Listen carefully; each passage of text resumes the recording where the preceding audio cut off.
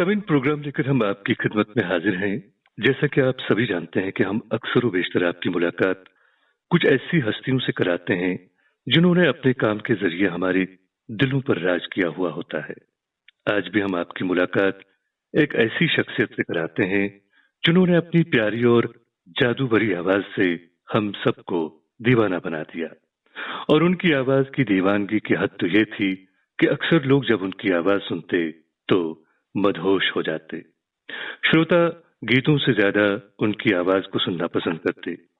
हिंदुस्तान के अलावा दुनिया भर के लगभग सभी ममालिक में उनकी आवाज कभी न कभी हर घर में सुनी गई होगी। जब उनकी आवाज रेडियो पर गूंजती तो सभी लोग रेडियो की तरफ खींचे चले आते।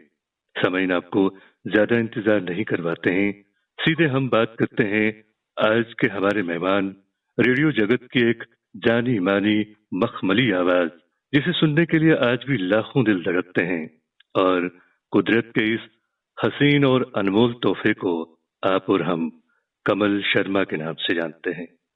कमल शर्मा साहब इस वक्त हमारे साथ मौजूद हैं। तो कमल शर्मा साहब, सबसे पहले हम आपको अपने इस प्रोग्राम में खैर मकदम करते हैं, वेलकम करते हैं और आपको अपनी ओर से और अपने सभी सुनने वालों की ओर से मैं सलाम पेश करता हूं। साथ ही आपका शुक्रिया अदा करता हूं कि आपने अपने कीमती वक्त में से वक्त निकालकर हमारे प्रोग्राम की शोभा बढ़ा दी। अंजुम साहब, बहुत बहुत शुक्रिया और तारीफ मुझे लगता है कि आपने कुछ ज्यादा ही कर दी।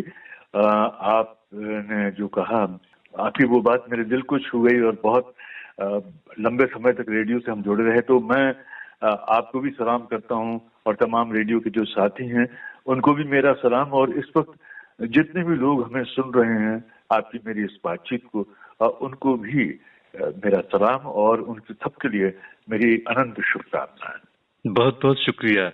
सबसे पहले मैं ये जानना चाहूंगा कि आपका जन्म कहाँ पे हुआ और आपकी इब्तिदाई तालीम आपने कहाँ से हासिल की?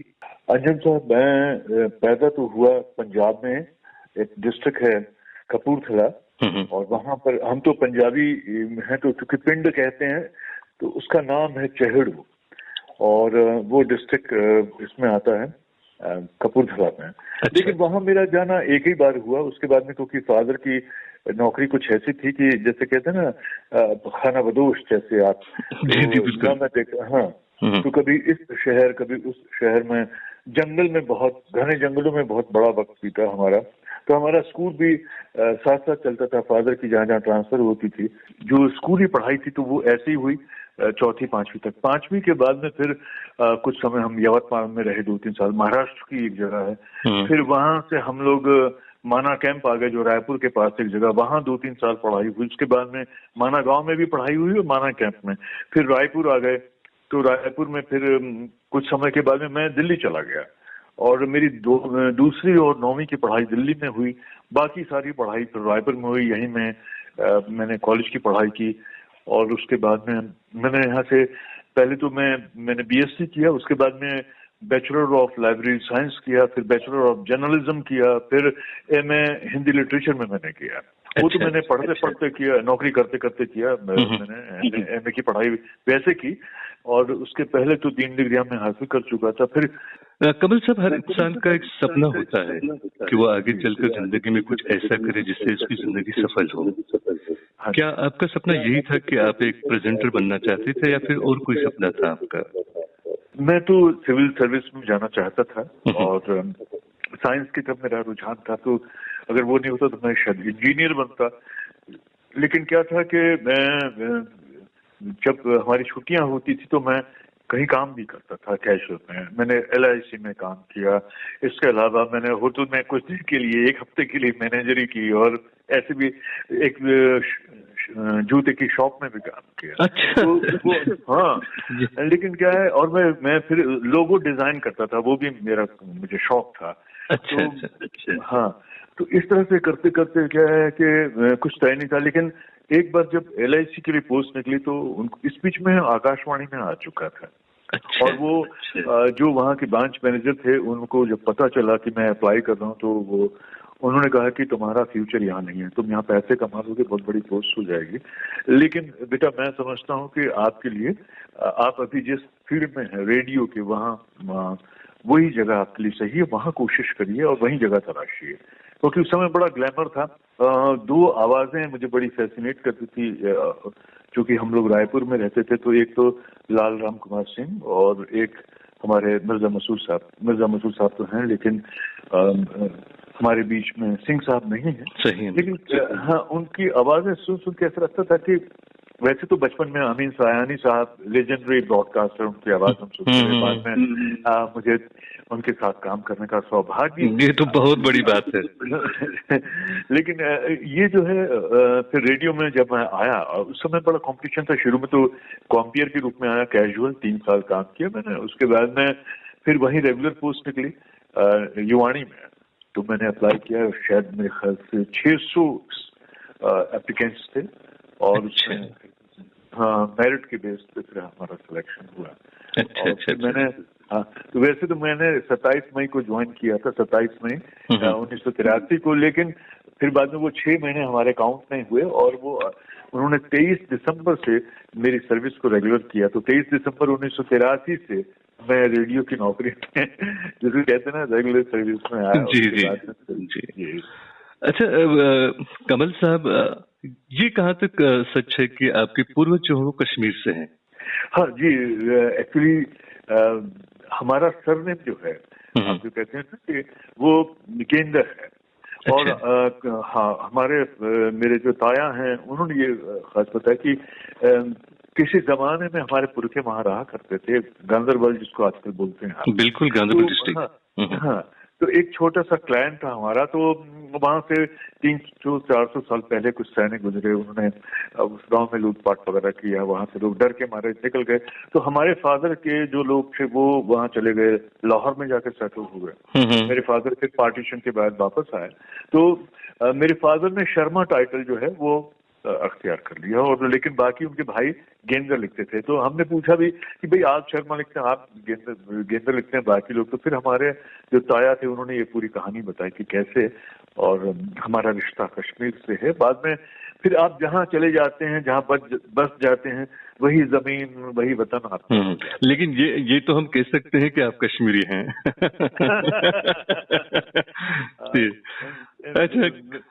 अच्छा कमल साहब, आपके साथ बातचीत तो जारी रहेगी। पहले हम अपने सुनने वालों को आपकी पसंद का एक नगमा सुनवाना चाहते हैं, और मैं मौके का भरपूर फायदा उठाऊंगा और आपसे गुजारिश करूंगा कि प्लीज आप अपने अनोखे अंदाज में हमारे सुनने वालों के लिए अपनी पसंद का नगमा खुद अनाउंस करें, जिस तरह आप विविध भारती के मुंबई स्टेशन से बरसों हमारी पसंद के नगमे हमें सुनवाते रहे। दोस्तों, आप सुन रहे हैं हमारा ये प्रोग्राम, और मैं हूँ आपका साथी कमल शर्मा। अब जो गाना, पहला गाना प्रोग्राम का मैं आपकी नजर करने जा रहा हूँ, नौनिहाल फिल्म का है। इसे लिखा है कैफी साहब ने, यानी कैफी आजमी साहब ने। इसकी तर्ज बनाई है मदन मोहन जी ने। तो सुनते हैं रफी साहब की आवाज में ये बेमिसाल गीत। मेरी आवाज सुनो, प्यार का राज सुनो, मेरी आवाज सुनो। मैंने एक फूल जो सीने पे सजा रखा था, उसके पर्दे में तुम्हें दिल से लगा रखा था जुदा सबसे मेरे इश्क का अंदाज सुनो, मेरी आवाज सुनो, मेरी आवाज सुनो।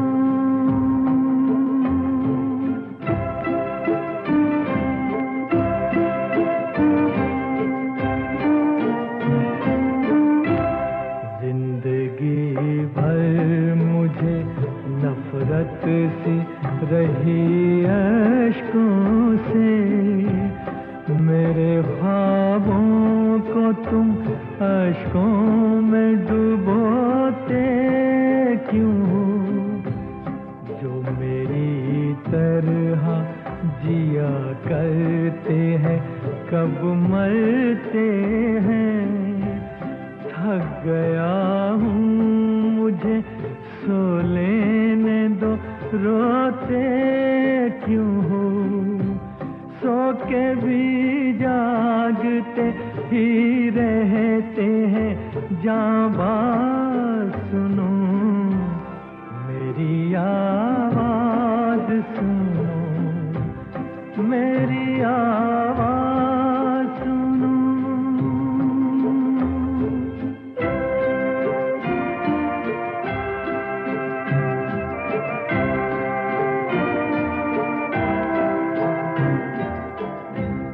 मेरी दुनिया में ना पूरब है ना पश्चिम कोई, सारे इंसान सिमट आए खुली बाहों में।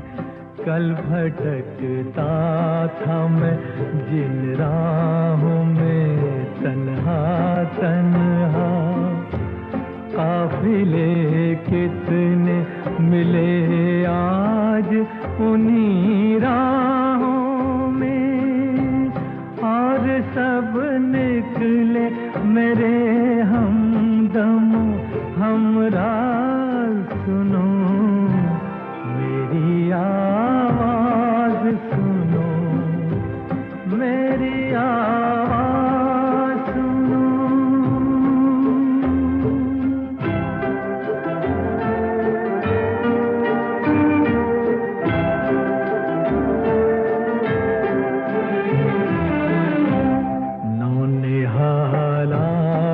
हैं अर्थी को किनारे कर लो, मैं जहाँ था इन्हें जाना है वहाँ से आगे, आसमां इनका ज़मीं इनकी ज़माना इनका है, कई इनके जहाँ मेरे जहाँ से आगे। इन्हें कलियाँ ना कहो है ये चमन साज सुनो मेरी आवाज सुनो, मेरी आवाज सुनो।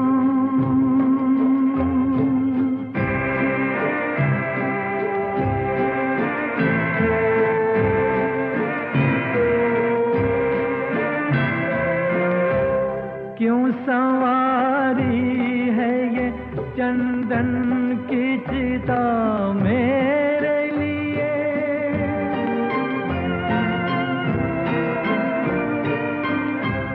क्यों सवारी है ये चंदन की चिता मेरे लिए। मैं कोई जिस्म नहीं हूँ के जलाओगे मुझे, राख के साथ बिखर जाऊंगा मैं दुनिया में। तुम जहाँ खाओगे ठोकर वहीं पाओगे मुझे, हर कदम पर है नए मोड़ का आवाज सुनो मेरी आवाज सुनो, प्यार का राज सुनो। मैंने एक फूल जो सीने पे सजा रखा था, उसके पर्दे में तुम्हें दिल से लगा रखा था जुदा सबसे मेरे इश्क का अंदाज सुनो, मेरी आवाज सुनो, प्यार का राज सुनो, मेरी आवाज। अच्छा कमल साहब, रेडियो के सफर की शुरुआत कैसे हुई और आपने कहाँ से शुरुआत की? ये बात बिल्कुल सही है कि उन दिनों अगर देखा जाए तो रेडियो स्टेशन पहुंचना कोई आसान काम नहीं था। ये कहानी हालांकि मैं कई बार सुना चुका। मेरे एक दोस्त हैं जैन देशमुख, बहुत बड़े आर्ट डायरेक्टर हैं और दोनों रायपुर में रहते थे। तो उन्होंने मुझसे ऐसी कहा कि कमल जी, क्योंकि मैं थिएटर करता था, कि कमल भाई रेडियो नाटक में काम करेंगे? मैंने कहा जरूर करेंगे। और मेरी जिज्ञासा भी थी, हम लोग रेडियो नाटक तो सुना करते थे और रेडियो हमारे घर का बड़ा एक अहम सदस्य रहा। तो उन्होंने कहा कि नाटक है, उसका नाटक का नाम जेब कतरा है। तो हमने कहा ठीक है। और मुझे याद है कि उन दिनों यहाँ ट्रांसमिशन एग्जीक्यूटिव हुआ करते थे आकाशवाणी के ex director general Leeladhar Mandloi साहब, वो उसको डायरेक्ट कर रहे थे। तो मैं पहली बार उनसे मिला और फिर वहाँ और भी लोगों से मिला। तो किसी ने कहा कि आपकी आवाज़ अच्छी है, माइक्रोफोन से बड़ी अच्छी सुनाई पड़ती है, आप ट्राई कीजिए। बात आई गई होगी। उसके बाद मैं बिस्तर गया तो मुझे याद है हरेंद्र कोटिया साहब उस समय हुआ करते थे प्रोग्राम में, मैंने उनसे बात की तो उन्होंने कहा कि कनघट की डगर बड़ी कठिन है, बड़ी मुश्किल है, इतना आसान भी नहीं। तो फिर मुझे लगा कि अच्छा ऐसा भी है, क्या करना होगा इसके लिए? तो कुछ ऐसा तो है नहीं कि इसके लिए कोई किताबें रही होंगी, उस जमाने में ऐसा कुछ तो था नहीं। थिएटर की ट्रेनिंग बड़ी काम आई और हमारे थिएटर के लोगों ने भी इसमें मदद की। तो फिर वहाँ पर पता चला कि आजकल जिन्हें असाइनी कहते हैं, वहाँ कैजुअल अनाउंसर कहा करते थे। किसी ने कहा कि ऐसे ऐसे आप वो अनाउंसमेंट हुई है तो आप अप्लाई करो। मैंने उसके लिए अप्लाई किया तो मेरा सिलेक्शन हो गया।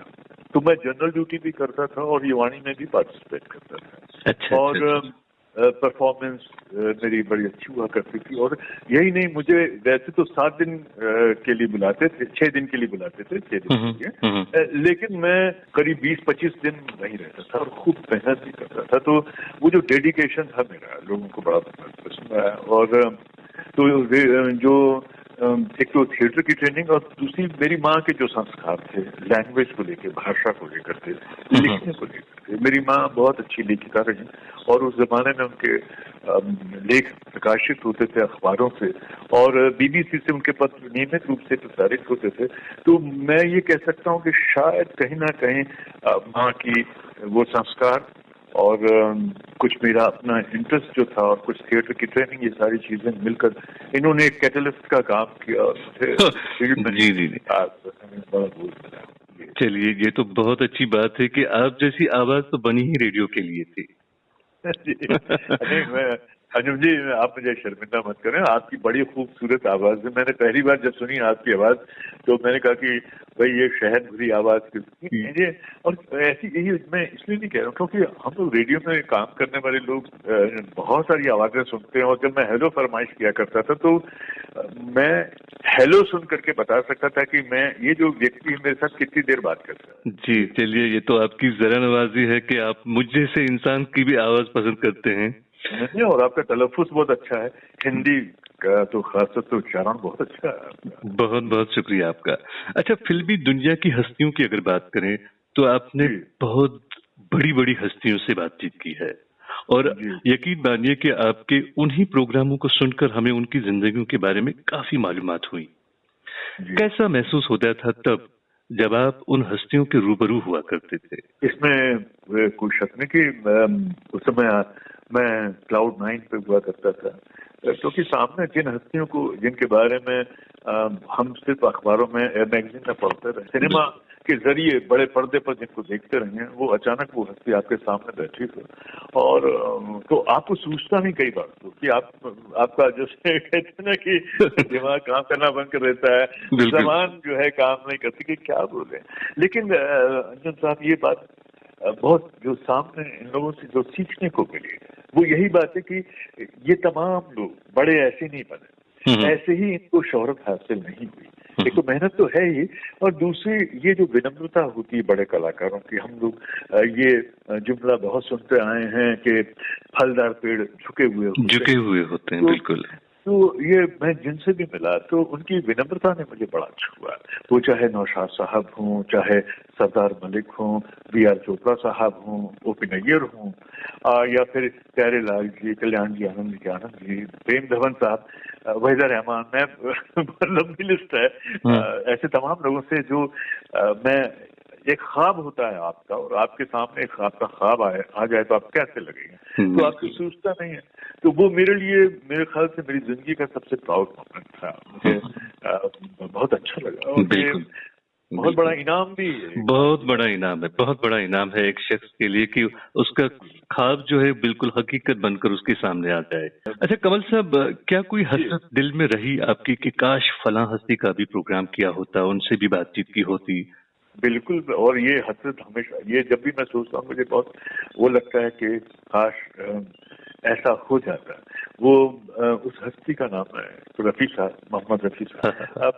मैं जिनका बहुत बड़ा फैन हूँ, और मुझे लगता है कि ये आवाज जो है सदियों में होती है और अब शायद कभी नहीं होगी। वो एक बहुत कहते हैं ना कि पूरे संपूर्ण कलाकार थे। किशोरदास से बात नहीं हो पाई। किशोरदास जी एक बहुत बड़े कहते हैं ना कंप्लीट एक्टर भी, म्यूजिक डायरेक्टर भी, और सारी चीजें। तो ये जो हस्तियां, ये तलब साहब से बात नहीं हो पाई, हालांकि हमारी कुलीग हैं, बड़ी खूबसूरत आवाज, बड़ी मीठी आवाज, रेणु बंसल, उन्होंने उनका इंटरव्यू किया। तो अब रफी साहब से ऐसा लगता है कि आपने बात कर ली तो जन्म सफल हो गया। बिल्कुल। लेकिन क्या आपने मतलब प्रयास नहीं किया था कि किसी तरह से बात हो जाए? मैं कोशिश तो उस समय, हम तो छोटे स्टेशन पे, मैं 83 में आया, और कैजुअल में तो आ ही रहा था 3 साल पहले। यहाँ उस समय कोई साधन नहीं था। बातचीत तो आपसे जारी रहेगी, लेकिन अब आपकी पसंद का एक और नगमा हो जाए। कौन सा नगमा आप अब हमारे श्रोताओं को सुनवाएंगे? रफी साहब का गाना मैंने सुनवा दिया है, और चूंकि रेडियो में फरमाइशी प्रोग्राम बहुत होते हैं और हम पढ़ते रहे, अब तो शायद बहुत सारे फरमाइशी प्रोग्राम बंद हो गए हैं, लेकिन हमारे पास में उनकी चिट्ठियां आती थी जिनको पढ़ते थे और उनकी पसंद के गाने अपने श्रोताओं के सुनवाते थे। क्योंकि अंजुम जी, श्रोता हैं तो हम हैं, बिल्कुल, उनके बगैर हमारा अस्तित्व नहीं। और मेरे मन में अपने तमाम श्रोताओं के लिए, श्रोता बिरादरी के लिए बहुत प्यार है। और एक गाना है जो शायद रेडियो स्टेशन का ही सीन है उसमें थे, और वो अनुरोध फिल्म का गाना है कि आपके अनुरोध पर मैं ये गीत सुनाता। तो ये किशोरदा की आवाज में है, आनंद बख्शी साहब का लिखा हुआ गाना है, और मेरे ख्याल से लक्ष्मीकांत प्यारेलाल साहब ने इसकी तर्ज बनाई है। फिल्म अनुरोध का ये गीत जो फिल्माया गया है राजेश खन्ना साहब पर, हम सुनते हैं दोस्तों, आइए। आपके अनुरोध पे मैं ये गीत सुनाता हूँ, मैं ये गीत सुनाता हूँ। आपके अनुरोध पे मैं ये गीत सुनाता हूँ, मैं ये गीत सुनाता हूँ। अपने दिल की बातों से आपका दिल बहलाता हूँ, आपके अनुरोध पे।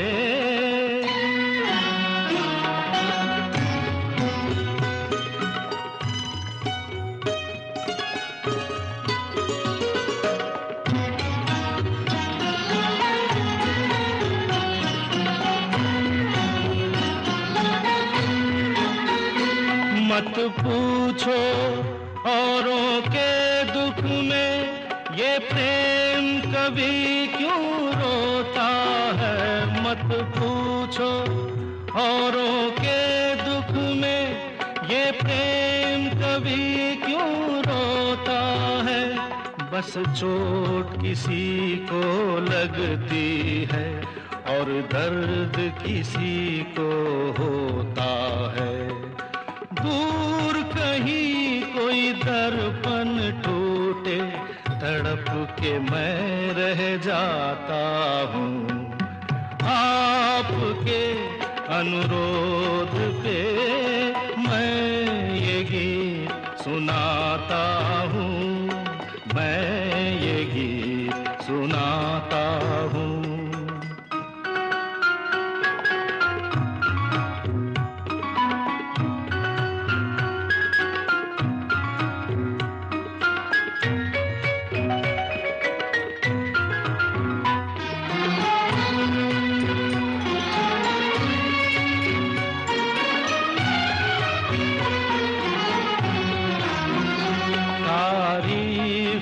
जिसकी करता हूँ तारीफ मैं जिसकी करता हूँ, क्या रूप है वो क्या खुशबू है, कुछ बात नहीं ऐसी कोई, ये एक सुरों का जादू है। कोयल की एक कूक से सबके मन में हूँ उठाता हूँ, आपके अनुरोध पे मैं ये गीत सुनाता हूँ, मैं ये गीत सुनाता हूँ।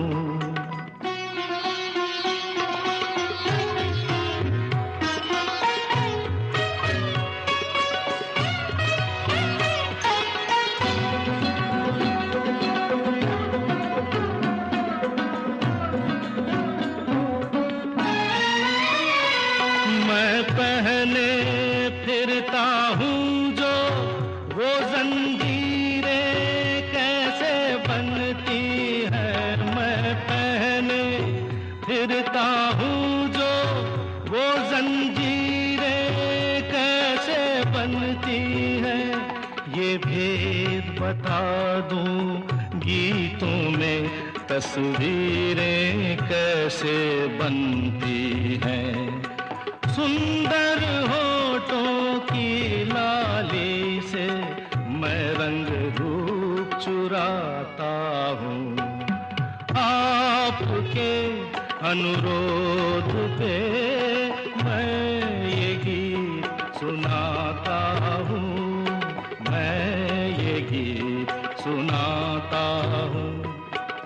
अपने दिल की बातों से आपका दिल बहलाता हूँ, आपके अनुरोध पे।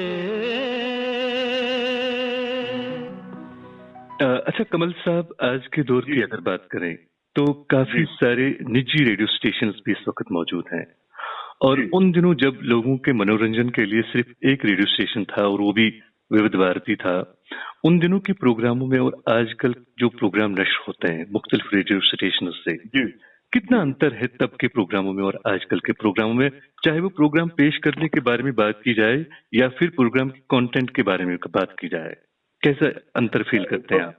देखिए अंजू भाई, ऐसा है कि रेडियो एक ब्लाइंड माध्यम है। जो कुछ है वहाँ आवाज के जरिए आवाज की कलाकारी होती है, अल्फाज की जबान की कलाकारी होती है, और आपका जो अंदाज़े बयां होता है, आप में कैसी सलाहियत है प्रोग्राम को पेश करने की, आपकी पेशकश उस पे है।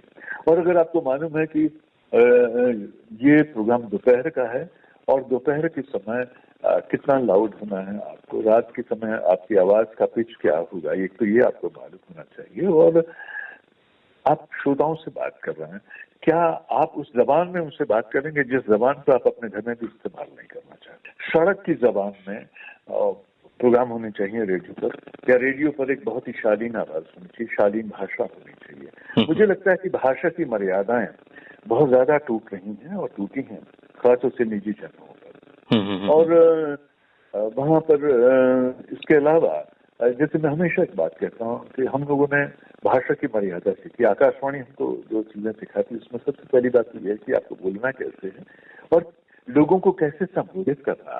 आपके पास में जब वीआईपी लोग आते हैं उनसे कैसे बात करनी है, कहीं आपसे बेअदबी ना हो जाए, इसकी बार बार आपको एक समझाइश दी जाती है। और अजय भाई, मैं एक चीज जानता हूँ कि, और हम सब इसमें यकीन करते हैं कि अगर किसी की टांग में तकलीफ है या कोई हकलाता है और हम उस पर हंसते हैं तो वो मनोरंजन नहीं है। बिल्कुल नहीं है, बिल्कुल नहीं है, वो अस्वस्थ मनोरंजन है।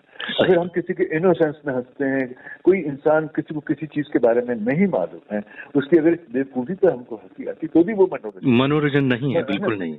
अगर मैं बहुत स्मार्ट हूँ, मुझे कोई सारी चीजें आ रही है और मैं किसी अपने श्रोता को बेवकूफ बना करके हंस रहा हूँ, तो वो कतई वो मनोरंजन नहीं है। मैं इसमें बिलीव नहीं करता। फिर अंजुम जी, हमारे सामने हमारे देश में इतनी ज्यादा डाइवर्सिटी है, इतनी ज्यादा विविधता है, इतने सारे धर्म हैं, मान्यताएं हैं, है ना, और सब लोग मिलजुल करके रहते हैं।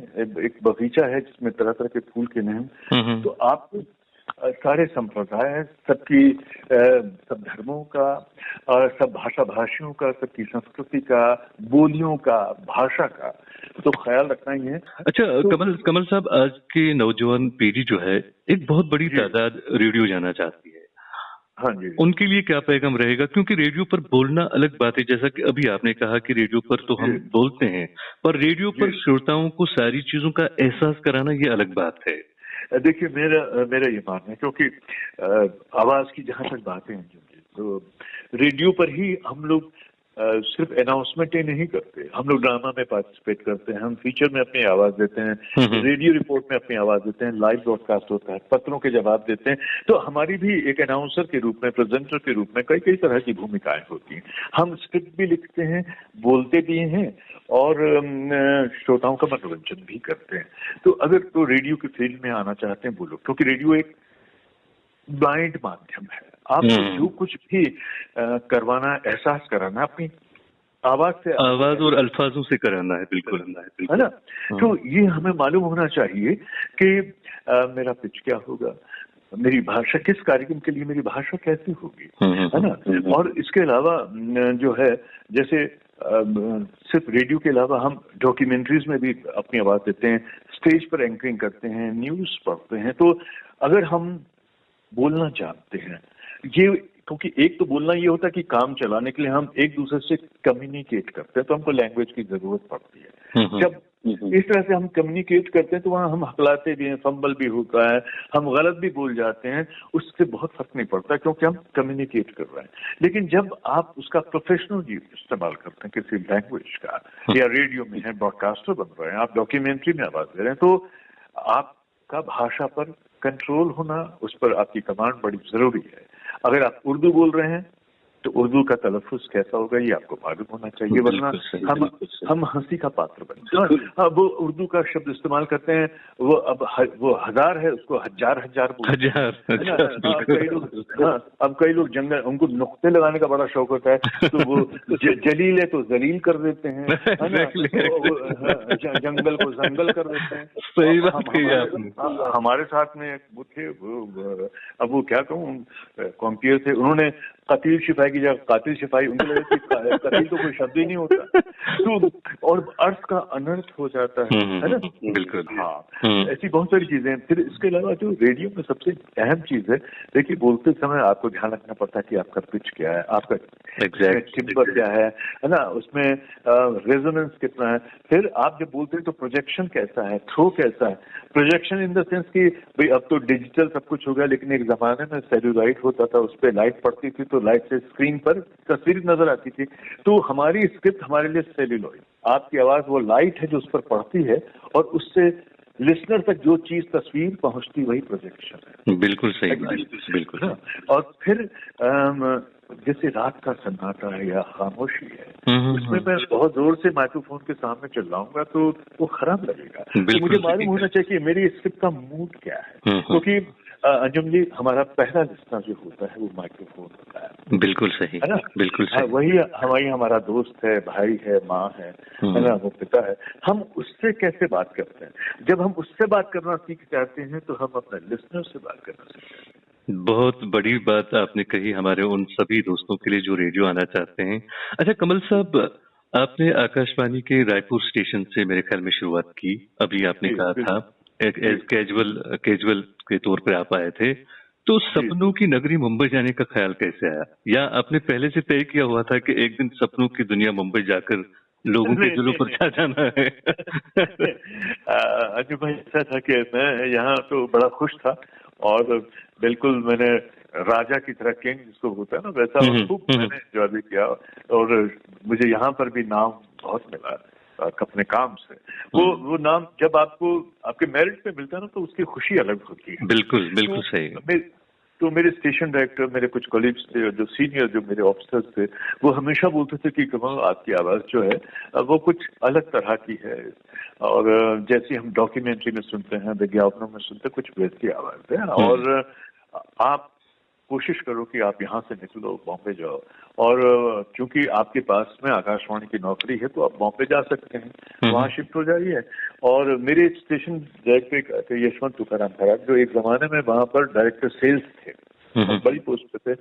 तो उन्होंने मुझे, वो मेरे पीछे पड़ गए, उन्होंने कहा कि नहीं तुमको जाना ही होगा। तो फिर एक हमारे यहाँ एक डीडी जी आए, उनसे उन्होंने बात की, तो विश्राम थे, तो इस लड़के को आप मुंबई बुलाइए। तो फिर मैं चला तो गया नहीं, और 3 महीने में इतना डिप्रेशन हो गया मुझे लगा कि मैं कहाँ आ गया, मैं वहीं थी। क्योंकि आप पहला इंप्रेशन बहुत खराब पड़ा था मुझ पर, क्योंकि उन दिनों जिस इमारत में हमारा ऑफिस हुआ करता था वो बड़ी इमारत अच्छी थी, और मैं जहाँ से आया था वो बड़ी खूबसूरत इमारत, वेल मेंटेन्ड ऑफिस था हमारा, और मेरा रूम बड़ा अलग है ना, मैं बहुत यहाँ सारी सुविधाएं थी। तो जब वहां गए, और फिर एक ऐसा शहर जहाँ आपको नए सिरे से सारी चीजें शुरू करनी है, तो उन दिनों फिर मैं डोंबिवली एक जगह वहां रहता था, वहीं घर मिला मुझे, जो करीब 50-55 किलोमीटर दूर था। उस ट्रेन में घुसना आना, उसने मुझे तो लगा कि रोज आप ट्रेन में घुसते हैं और वापस निकलते तो ऐसा लगता था कि नया जन्म हुआ है। तो मैंने वापस ट्रांसफर के लिए अप्लाई कर दिया। हाँ, तो उसके बाद में फिर हमारी एक स्टेशन डायरेक्टर थी, उन्होंने बुलाया मुझे और कहा कि अभी तो 3 महीने हुए हैं, आप रुक जाओ, उसके बाद में देखो, इतनी जल्दी इसमें उदास होने की जरूरत नहीं है। तो और भी लोगों ने मुझ पर प्रेशर डाला कि आप आए हो, you are very good boys, और आपकी परफॉर्मेंस बहुत अच्छी है, रुक जाओ। फिर सबके कहने पर रुका मैं, तो 2 साल वो वहां से अप डाउन में करता रहा। उसके बाद में फिर यहाँ एक सबब है, मैं मीरा रोड वहां शिफ्ट हो गया, वो वेस्टर्न लाइन का। फिर तो, और उसके बाद में तो फिर ये कि हमारा ऑफिस जो था वो चर्च गेट से बोरीवली में आ गया, तो फिर घर का और ऑफिस का जो फासला था वो 11 किलोमीटर का हो गया, तो फिर मैं मोटरसाइकिल पे आता था। चलिए, ये तो बहुत अच्छी बात है। नहीं, आपकी आवाज तो खैर क्या कहने, आपकी आवाज की यकीनन वो कहते हैं ना कि आफ्ताब को शम्मा दिखाने के बराबर है। अगर आपकी आवाज की हम तारीफ करें, बिल्कुल नहीं कर सकते हैं, अपने आप में मतलब अल्लाह की एक रहम है, कह सकते हैं इसे जी। तो उसी के देन है, बिल्कुल। और आपकी मधुर और कानों में रस घोलने वाली आवाज ही सुनना चाहेंगे मेरे सामीन भी, जो मेरे इस वक्त श्रोता हैं। लेकिन फिर भी हम ये जरूर चाहेंगे कि आपकी पसंद का एक और नगमा सुना जाए। तो कमल साहब, हो जाए आपकी पसंद का एक और नगमा। देखिए, लता जी बड़ी एक ऐसी शख्सियत है जिनकी आवाज के बारे में क्या कहें। जैसे अभी आपने कहा ना कि आफ्ताब को शम्मा दिखाना, तो उनकी आवाज के बारे में हम कुछ कह नहीं सकते, बिल्कुल नहीं कह और सकते। उन्होंने हर तरह के गाने गाए, लेकिन उनका एक गाना, क्योंकि मुझे सॉफ्ट जो है गाने बहुत पसंद है, और हेमंत कुमार मेरी पसंद के एक और बहुत बड़े गायक और संगीतकार हैं, तो उनका एक संगीतबद्ध किया वो गाना फिल्म अनुपमा का, बड़ा ही अनुपम गीत है, लता जी की आवाज में, कुछ दिल ने कहा। तो ये गाना बहुत खूबसूरत नगमा है, बहुत खूबसूरत नगमा कैफी साहब ने लिखा है। और क्या बोलूं मैं इन सब शायरों के बारे में कि जाने किस मिट्टी के बने थे। इन्होंने इतना रस, इतना अमृत बांटा है अपनी रचनाओं के जरिए, गायकों ने, गीतकारों ने, संगीतकारों ने। तो फिल्म अनुपमा का ये गीत आप सबके लिए दोस्तों सुनिए और लुत्फ उठाइए इस गाने का।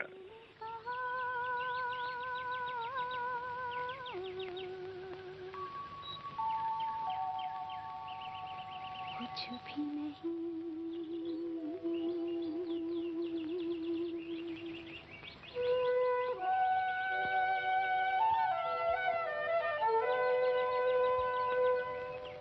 कुछ दिल ने सुना,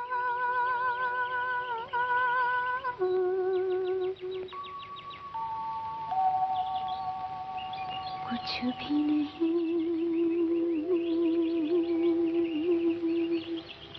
ऐसी भी बातें होती हैं, ऐसी भी बातें होती हैं, कुछ दिल ने कहा,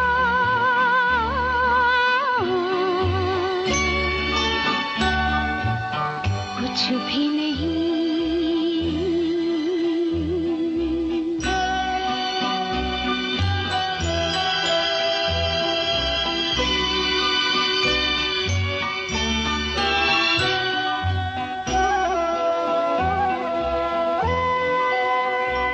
लेता है दिल अंग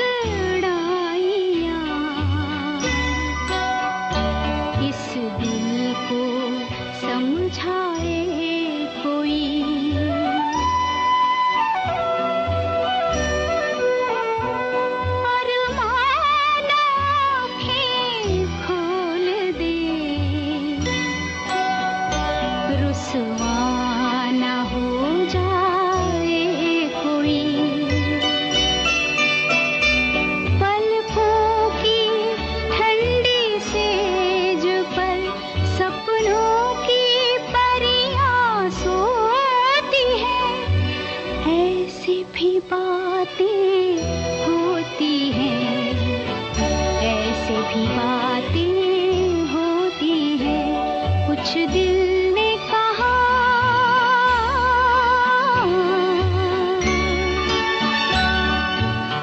कुछ भी नहीं।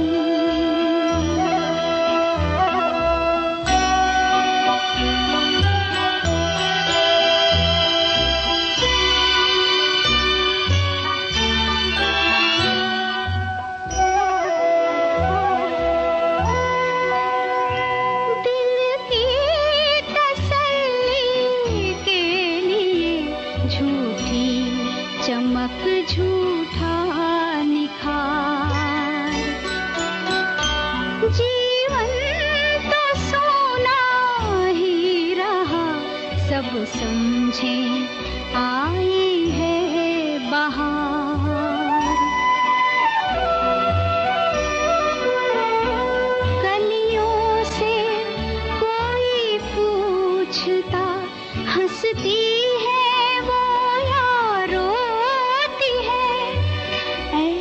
भी बातें होती हैं, ऐसे भी बातें होती हैं, कुछ दिल ने कहा,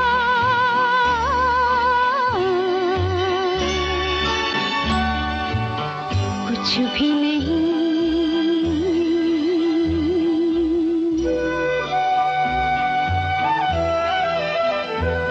कुछ दिल ने सुना,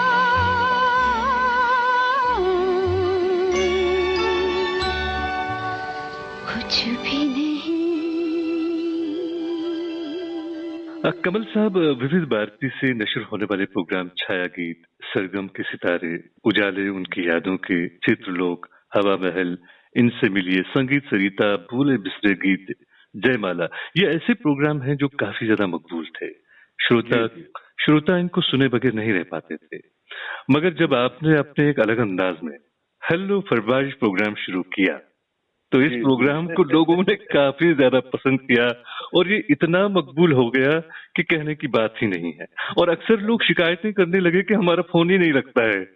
इस तरह की बातें हुई। तो कमल साहब, इस प्रोग्राम को करने में आपने क्या महसूस किया, कैसा अनुभव रहा इस प्रोग्राम का? मैं तो बता नहीं सकता क्यों भाई, और बल्कि मैं तो थोड़ी सी शैतानियां भी करता था, सिर की लेता था। अपने क्या होता है कि अपने जब आप अपनी फैमिली से, क्योंकि आपका श्रोता परिवार जो है वही आपका परिवार है। बिल्कुल है, बिल्कुल है, सही बात है। तो आप जब उनसे बात करते हैं तो उनसे आत्मीय होने के लिए आपको एक तो थोड़ा सा अनौपचारिक होना पड़ता है ना? बिल्कुल। और अच्छा, उसमें हर उम्र के और जाने किस किस पेशे से जुड़े हुए लोग बिल्कुल बात करते। तो और वैसे भी ना, मेरी ये आदत है, मैं चाहे टैक्सी में बैठूं चाहे ऑटो में, वो मुझसे ना चुप बैठना बनता नहीं है। तो मैं उससे शुरुआत करता हूँ, हाँ भैया कहाँ के रहने वाले हैं, घर में कौन कौन है, क्या है, ये एक आदत है। तो वो फौरन क्या होता था कि वो दिल के तार को जोड़ता है। दूसरी बात क्या है कि जैसे मैंने बताया कि हमारे देश में इतनी खूबसूरती, ऐसी ऐसी जगह हैं, वहां से जब लोग फोन करते थे, अच्छा बंगाल से बोलने वाला जो हिंदी, उसका फ्लेवर अलग है, पंजाब से बोल रहा उसका अलग फ्लेवर, साउथ इंडियन जो अलग है, तो और मराठी जो बोलने वाला, अच्छा मैं इसमें बड़े मुझे मजा भी आता था। और मैं कभी कभी उसमें थोड़ी सी अपनी तरफ से तड़का लगा दिया करता। बिल्कुल, हमने तो सुने वो सारे प्रोग्राम आपके। हाँ, तो जब ये प्रोग्राम शुरू होना था 1986 के बाद, मेरे ख्याल से 8 अक्टूबर 1996 को पहला प्रोग्राम हमारा गया था। तो हमारी स्टेशन डायरेक्टर थी विजय लक्ष्मी सिन्हा जी। मेरा मानना है कि विविध भारती को फिर से लोकप्रिय बनाने में, रेडियो प्रसारण को लोकप्रिय बनाने में उनका बहुत बड़ा हाथ है। अच्छा। क्योंकि ये प्रोग्राम जो पिटारा था, ये उन्हीं की परिकल्पना था। और उन्होंने मुझे एक दिन बुलाया कि कमल जी, मैं आपको एक प्रोग्राम देना चाहती हूँ, आप उसको डिजाइन करिए, ये एक प्रोग्राम सिर्फ फोन कॉल्स पर होगा। तो मेरे लिए भी, मैं पहली बार सुन रहा था कि रेडियो पर ऐसा प्रोग्राम नहीं हो सकता है फोन के जरिए, और आपको डिजाइन करना है और सारी चीजें। तो सिग्नेचर ट्यून पहले चुनी जाने की, कुछ बनवाएंगी, तो मैंने बताया कि मुझे ऐसे सिग्नेचर ट्यून चाहिए। तो प्रोग्राम मैं खुद एडिट करता था, और पहले 20 या 25 कॉल होती थी। तो श्रोताओं ने शिकायत करनी शुरू की कि आप गाना अधूरा सुनवाते हैं, कॉल ज्यादा। तो फिर हम 10 कॉल लेने लग गए 1 घंटे के प्रोग्राम। नहीं तो मैंने जब शुरू किया 20 भी और 30 कॉल भी गई, क्योंकि आपको लाखों श्रोता कर रहे हैं। तो मुझे ये तो वही बात हुई कि एक अनार और 100 बीमार। बिल्कुल सही बात है। अच्छा, उनको कई बार लगता था कि हम बेवकूफ बना रहे हैं या कॉल काट देते हैं। अच्छा, और मुझे याद है कि गुजरात के टेलीकॉम डिवीजन के वहाँ के वो थे जनरल मैनेजर, कुछ कोई उनका नाम मुझे याद नहीं आ रहा, माफी चाहूंगा। तो उनका फोन आया और कहा कि मैं आपसे बात करना चाहता हूँ। कहा जी सर फरमाइए। तो बोले मुझे हैरानी है कि टेलीफोन का भी ऐसा इस्तेमाल हो सकता है, ऐसा प्रोग्राम हो सकता है, क्योंकि आपके इस प्रोग्राम ने हमारा रेवेन्यू बढ़ा दिया। बिल्कुल तो ये हाँ, और जो बाद में तो हमारा जो बोरीवली वाला जो वो था, वहां से एक्सचेंज से हमेशा शिकायत आती थी कि साहब आपकी यहाँ से इतनी कॉल का प्रेशर आता है कि हमारा एक्सचेंज बैठ जाता है। तो टेलीफोन का ये जो कमाल था, हाँ, और इसकी एडिटिंग मैं करता था। तो ये जो प्रोग्राम जो था ना, ये बिल्कुल बवाल हो गया, जो कहते हैं ना, बिल्कुल बवाल हो गया, बिल्कुल बवाल। और सबसे बड़ी बात ये थी कि उन दिनों अगर देखा जाए तो एक हिसाब से महंगा था टेलीफोन, और किसी के घर में नहीं होता था सबके फोन, जाना पड़ता था किसी और की जगह पे फोन करने के लिए। और ये देखिए कि उसके बावजूद लोग फोन करते थे। ये जो प्रोग्राम था, आपने सही कहा कि उस समय पैसे बहुत ज्यादा लगते थे, और नया नया लोग क्या करते थे, वो पीसीओ पे जाते थे और वहां से कॉल करते थे। तो मैं ये किस्सा कई जगह सुना चुका हूँ कि बरेली से मुझे याद है एक फोन आया। तो अच्छा, वो क्या होता है कि उस समय जब आपका फोन लग जाता था तो भी लोग ऐसा नहीं, उनको सिर्फ गाना सुनता, कमल जी मैं यहाँ से बोल रहा हूँ और ये सब ठीक है, मेरे फैमिली में वो है, आप एक गाना सुनाइए, और करके खट के फोन काट देते थे। वो चाहते थे कि जिससे उससे बला जो चले और हमारा कम से कम पैसों में हमारा काम हो जाए। हाँ, तो बरेली से एक फोन आया, तो मैंने कहा कि हेलो फरमाइश। तो उनका जवाब आया कि बशीर खां बोल ले आओ। तो वहाँ की टोन अलग है एकदम, जैसे आप किसी भोपाली से बोलेंगे तो वो बोलेगा मैं बोल लिया हूँ, बिल्कुल हाँ क्या चल लिया, वो ऐसे बात करता है। बिल्कुल सही, बिल्कुल सही। तो उसने कहा कि बशीर खां बोल लिया हूँ। तो मैंने कहा बशीर खां का बहुत खुशी हुई, आपने फोन किया, फरमाइए क्या खिदमत करें। खिदमत क्या, गाना सुना दीजिए। और उसके बाद में अच्छा, शायद वो देख रहे थे कि मीटर चल रहा, तो मैंने उनसे कहा कि थोड़ी सी बात और आगे करनी चाहिए। तो मैंने कहा और बताइए बरेली के हालचाल क्या है। हालचाल क्या है, ऊपर सूरज तपरिया, नीचे मीटर चल रहा है। तो वो गर्मी का मौसम था, तो पसीने से तरबतर हुए पड़े थे। आप सोचिए कि वो एक कॉल जो है मुझे याद रह गई। तो उसमें वो एक मुझे याद है रमेश धोकटे करके थे शायद, वो कहीं से वो भी फोन करते थे, उनकी टिपिकल मराठी टोन उनकी। तो और मुझे याद है शिमला से एक फोन आया था, वो पंजाबी थे, और वो पहली बार फोन लगा, बड़ी खुश, और रेडियो को राडुआ बोल रही थी, और मेरे को तो बड़ी खुशी हुई, हमारा तो फोन लग गया। और मैंने कहा ठीक है फोन लग गया, तो आपके पास कैसे सुनते जी, मेरे पास एक राडुआ है, एक मेरे हस्बैंड के पास है। तो मैंने कहा अच्छा आपको ये शौक कैसा, वो शौक को शौक कहते थे, ये शौक जो था ना मेरे हस्बैंड ने लगा दिया, जिनको नंदा बख्शी के गाने बहुत पसंद है। तो मैं इस टोन को जरा, इससे क्या मेरे प्रोग्राम में जान आ जाती थी, बहुत जान आ जाती थी, बहुत जान आ जाती थी, और मैं बड़ा लुत्फ उठा करके प्रोग्राम किया करता था। बड़ा देखिए ऐसा है कि जब आप अपने प्रोग्राम से मोहब्बत करेंगे ना, अपनी जॉब से, तो उसका मजा अलग होता है, और आपकी प्रेजेंटेशन में वो सेटिस्फेक्शन आता है। बिल्कुल सही। और सबसे बड़ी बात ये थी, अभी आपने कहा कि वो प्रोग्राम आप खुद एडिट करते थे, उसकी एडिटिंग लाजवाब होती। कितना मतलब कई बार हम भी फंबल कर जाते हैं, या एडिटिंग में मतलब आप एक स्टोरी को एक ना शेप देते हैं, बिल्कुल बातचीत को। तो उसमें जैसे हम लकड़ी को जैसे तराशते हैं, हीरे को तराशते हैं, ऐसे कई बार आपको अपनी बातचीत को, प्रोग्राम को तराशना पड़ता है। अच्छा कमल साहब, आपके लाखों चाहने वाले हैं, जिनमें सिर्फ कई लोग ही आपका चेहरा पहचानते होंगे, क्योंकि आपकी आवाज ही दरअसल आपकी पहचान है। आपकी आवाज को सुन के ऐसा लगता है कि बस आप बोलते जाएं और हम सुनते रहें। क्या कभी ऐसा हुआ कि आप कहीं जा रहे हो, आपने बात की, तो अचानक आपकी आवाज सुनकर लोगों ने आपको पहचान लिया और वो आपसे मिलने चले आए, ऐसा कभी हुआ? नहीं, ऐसा बहुत ज्यादा नहीं हुआ, एक आध बार हुआ होगा। लेकिन हाँ, मेरे ऑफिस में आने वाली जो चिट्ठियां थी, वो चाहे फौजियों की हों चाहे बच्चों की हूँ, और यहाँ लोग हमारे बोरीवली वाले ऑफिस में मिलने आते थे, और मिलने आए भी कई बार ऐसी बड़ी स्थितियां हुई, मतलब जैसे मुझे याद है कि हम चर्च गेट में थे, तो एक अच्छी खासी लड़की थी, उसको पता नहीं था, वो जिद करके आई कि शादी करनी तो इन्हीं से करनी है। तो वो अपने ब्रदर के साथ में आई थी, और उनके भाई कहीं जनरल मैनेजर थे, और वो मुझसे आए, कहते कि करना जी हम बड़े परेशानी में हैं, ये शादी नहीं कर रही हूँ, और ऐसा है हर रिश्ते को ठुकरा देती हैं। तो उन दिनों मैं उनसे कहा कि आप बैठिए, मैंने उनको चाय पाई। चल भाई, इस बीच मैंने कहा कि मैं आता हूँ, मेरा फोन आया, तो चला गया। तो वो बैठे, मेरे एक दोस्त हैं रमेश गोखले, जो आजकल टैक्स हैं, वो वहाँ थे, और उनको मालूम था कि मैं कहाँ गया हूँ। तो थोड़ी देर लेट हो गया, तो उन्होंने पूछा कि कमल जी कब तक आएंगे। तो उन्होंने कहा कि वो अपनी बेटी से बात करने गए, उसका फोन आया। अच्छा, तो इनके हाँ, तो इनके साथ में जो इनकी बहन आई थी, उनको बड़ा वो खराब लगा। उन्होंने कहा भी पहले तो यकीन नहीं हुआ, बोले वो आए तो मिल के जाएंगे, उनसे बात करके। वो अपने मुंह से कह दें तो हमको समझ में आएगा। आए वो, तो उन्होंने कहा, मैं उनको अलग से ले गया। मैंने उनसे कहा कि देखिए आप चिंता मत कीजिए, ये मैं आपकी प्रॉब्लम नहीं है, समझ लीजिए कि मैं इस प्रॉब्लम से जुड़ा हूँ, आपको सॉल्व करना मेरी जिम्मेदारी है ना, आप मत करिए। तो फिर मैंने उनको समझाया, और उसके बाद वो जानने लगे कि भैया चलिए, अब तो सब कुछ तो हाँ, फिर मैंने उनसे कहा कि देखिए ऐसा नहीं है, और ये आपका एक वो इन्फैचुएशन हो सकता है। और ऐसी चीजें बहुत बार हुई मेरे साथ में। कई बार मैं नहीं मिलता था, बड़ा कि मुझे लगता था कि मैं मिलकर के क्या कहूँ। कई लोग हैं वो खड़े हैं, और उनकी जिद होती थी मिलके ही जाएंगे उसमें। तो रेडियो में काम करते हुए हम सिर्फ यही नहीं सीखते, हम ये भी सीखते हैं कि हम अपने जो लिसनर हैं उनका हमेशा भला हो, और कोई ऐसी चीज ना हो जाए जो किसी लिसनर को कोई तकलीफ हो। हाँ, और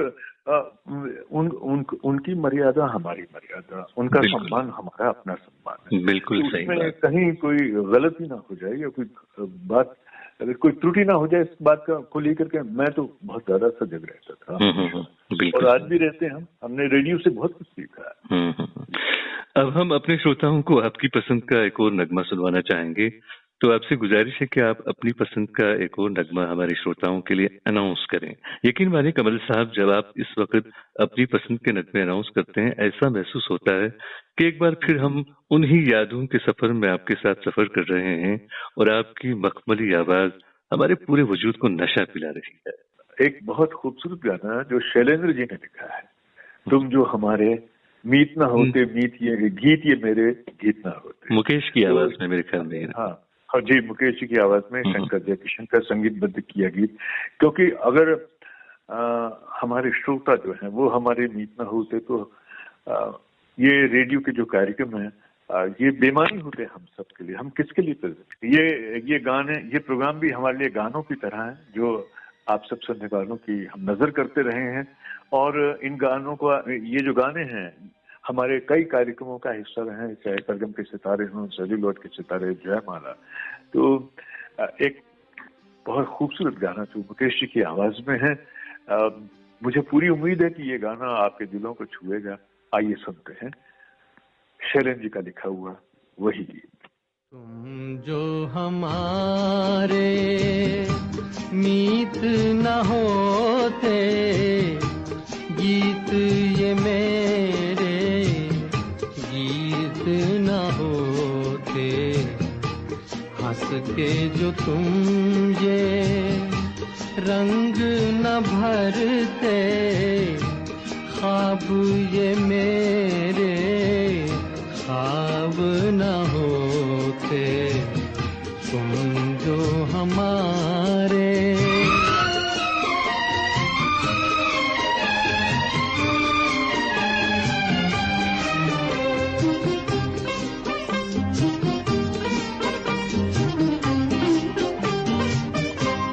तुम जो न सुनते, तुम गाता मैं, तुम जो न सुनते, क्यों गाता मैं, बेबस घुट के रह जाता मैं। तुम जो हमारे मीत न होते, गीत ये मेरे गीत न होते,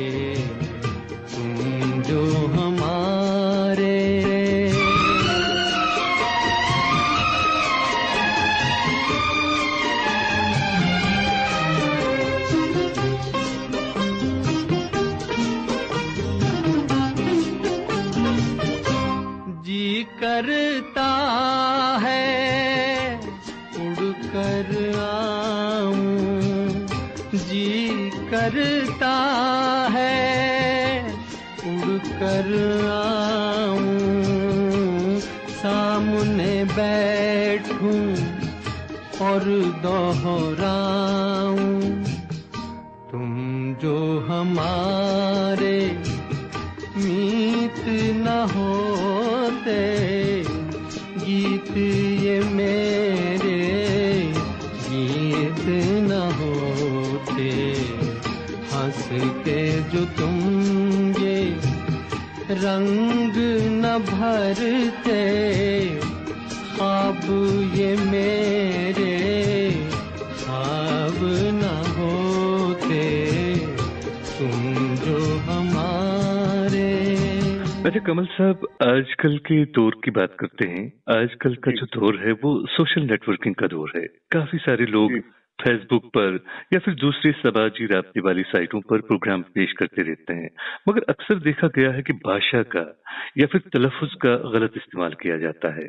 ऐसे लोगों के लिए आपका क्या पैगाम रहेगा? क्योंकि जब आप प्रोग्राम करते हैं तब आप भाषा का और तलफ़ुज़ का बहुत ज्यादा ख्याल रखते हैं।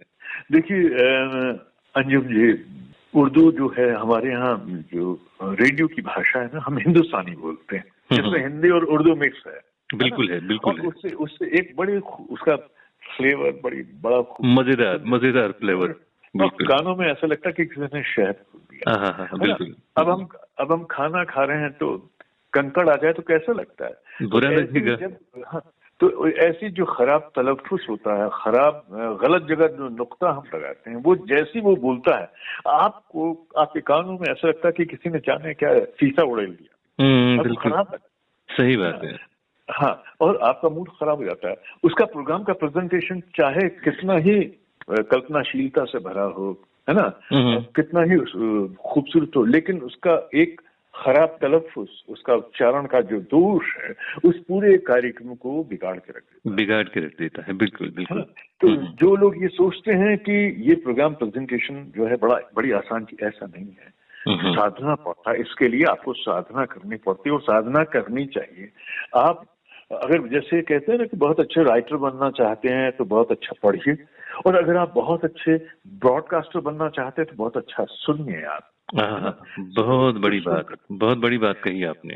और अगर आपको अपनी उर्दू ठीक करनी तो उर्दू के जो बहुत सारे जो शायर हैं उनकी रचनाएं सुनिए, गजलें सुनिए, आपको पता चलेगा उन्होंने कैसे उसको प्रोनाउंस किया है। बिल्कुल, है ना। तो उससे प्रोग्राम और खूबसूरत बनेगा लोगों को।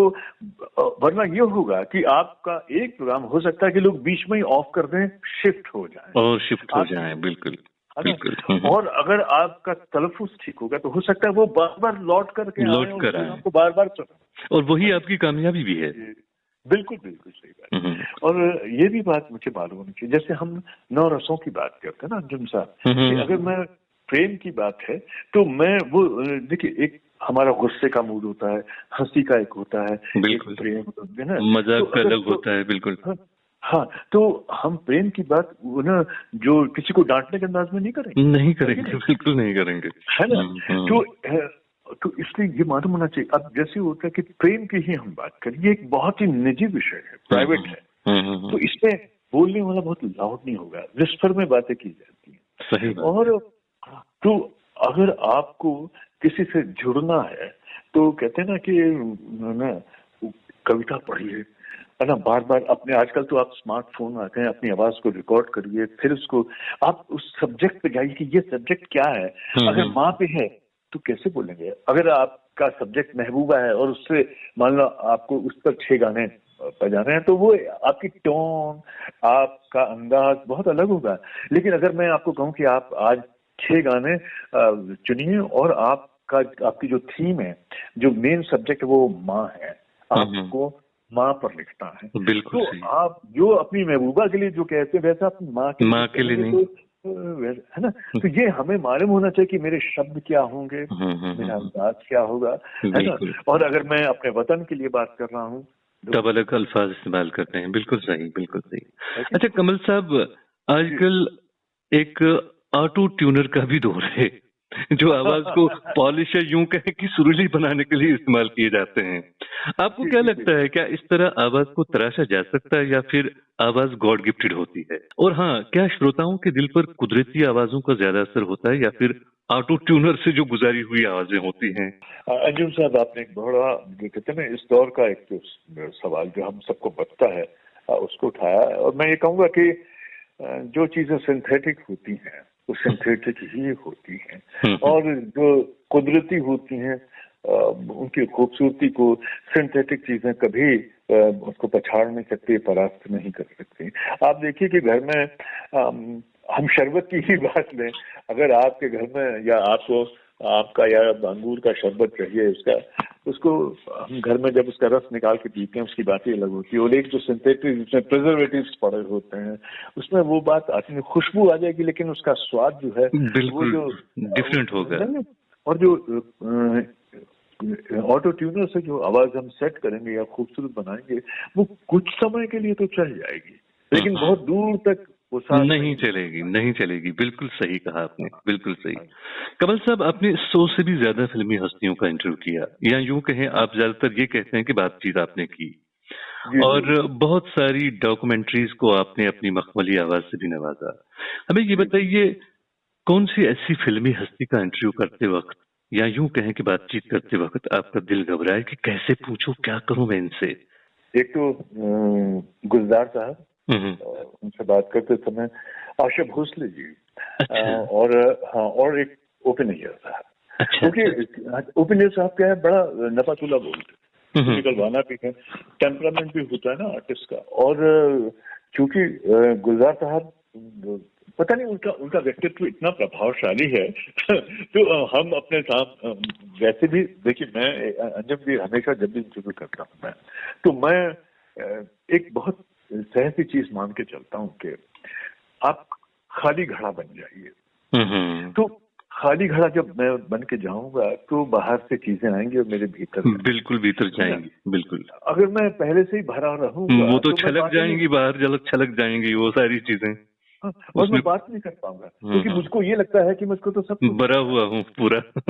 हाँ, मुझे कुछ जो है ना जानने की जरूरत नहीं, मैं तो ज्ञानी हूँ ही। वही बिल्कुल। तो मैं कभी अच्छा इंटरव्यू नहीं कर पाऊंगा। और मैं ये मानता हूँ, जैसे आपने कहा ना कि इंटरव्यू बातचीत, देखिए इंटरव्यू में क्या होता है कि सवाल हैं, और अक्सर ये होता है कि जब हम बात कर रहे होते हैं तो हम आंख से आंख मिला करके उससे बातें उसको सिर्फ सुन रहे होते हैं और हमारा ध्यान अपने अगले सवाल पर होता है इंटरव्यू में। बिल्कुल सही, बिल्कुल सही। बातचीत में ऐसा नहीं होता। बातचीत में अक्सर हमारे सवाल, इंटरव्यू जिससे हम बात कर रहे हैं उसके जवाब में ही अगला सवाल छुपा हुआ होता है। बिल्कुल सही बात कही आपने, सही बात कही। और आप उस बातचीत को इस तरह से बड़ा रोचक बना सकते हैं। और मैं इसमें मैं मानता हूँ कि ठीक है, कई बार जब हम बात कर रहे हैं तो हमको बीच में हाँ ऐसे रिस्पांस देना पड़ता है, सही बात है। लेकिन हाँ, मैं अपने इंटरव्यू में कोशिश करता हूँ कि इसकी नौबत ना आए।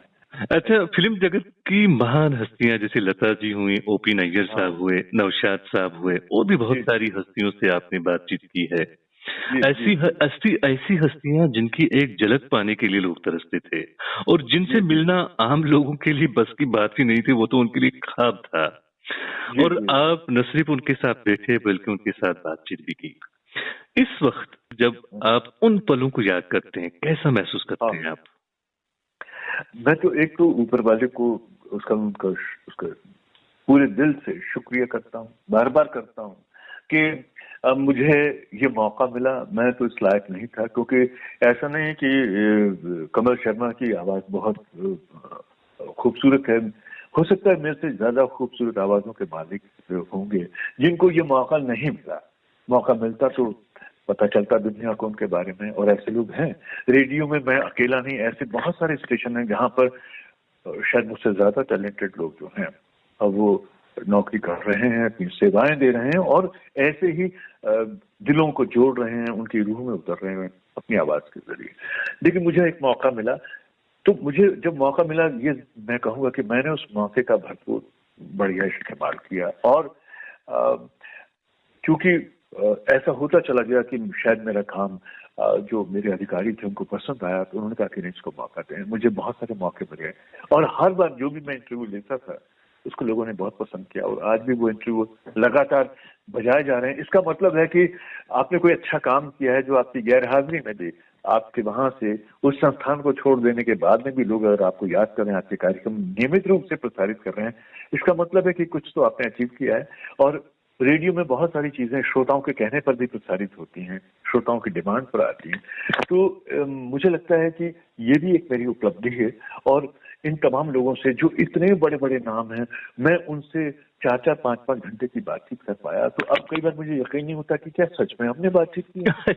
इतनी देर की बात। कई बार ये होता है ना कि आप कोई लाइन लिख लेते हैं, 4-5 लाइनें, और जब आप उसको 1-2 महीने बाद या 2 साल बाद पढ़ते हैं तो आपको हैरानी होती कि क्या आपने लिखा। बिल्कुल बिल्कुल सही बात है, सही बात। कुछ ऐसी ही कैफियत हमारी भी हमेशा होती है जब हम इस तरह के कार्यक्रम सुनते हैं। और ऐसे ही नहीं, कुछ कार्यक्रम सुनते हुए बड़े अच्छे लगते हैं और कुछ कार्यक्रम जब मैं सुनता हूँ तो मुझे शर्मिंदगी भी महसूस होती है। मुझे लगता है कि अरे ये क्या मैंने किया, मुझे यहाँ पर ऐसे बोलना चाहिए था, यहाँ इस प्रोग्राम को ऐसे गाने को काटना चाहिए था, यहाँ इतना एडिट करना चाहिए था। ये मुझे आज महसूस होता है। तो वो तो ये कि ये एक ऐसी जगह है जहाँ पर आप जितनी मेहनत करते हैं, जितना मीठा डालेंगे, शक्कर डालेंगे, उतना मीठा होगा। बिल्कुल तो बिल्कुल बिल्कुल। जितना तराशेंगे उतना ही वो खूबसूरत होगा, खूबसूरत आएगा। बिल्कुल। लेकिन आपको चूंकि डेडलाइन आपके पास में होती, तो आपके पास में कई बार बहुत ज्यादा वक्त नहीं होता, थोड़े से दिए गए टाइम में ही सारा कुछ समेटना होता है।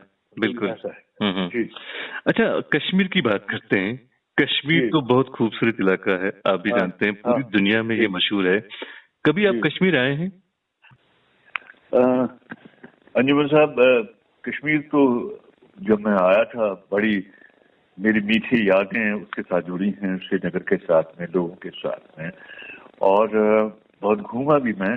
लेकिन मैं जरूर कहना चाहूंगा कि कश्मीर के लोग बड़े मीठे, मेहमान नवाज लोग हैं।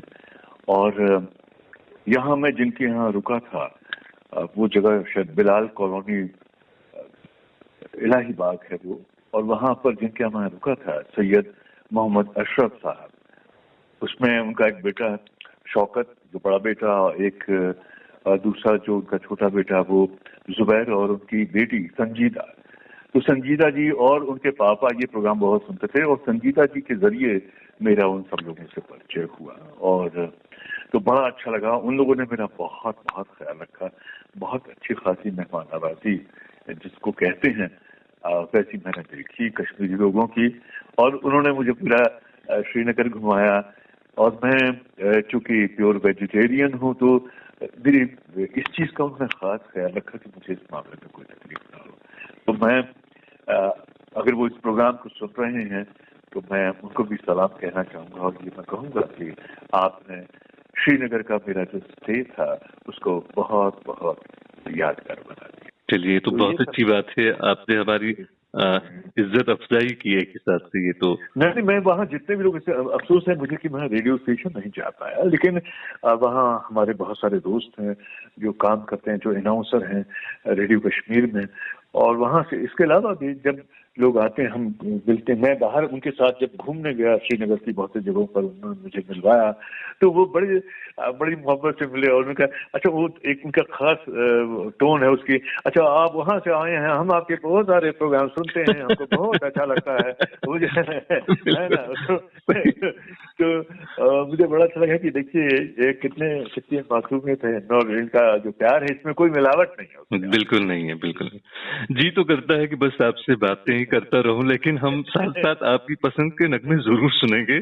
तो अब आप हमारे लिए अपनी पसंद का कौन सा नगमा पेश करने जा रहे हैं? रफी साहब की आवाज में एहसान मेरे दिल पे तुम्हारा है दोस्तों, शंकर जयकिशन का ये गाना सुनते हैं।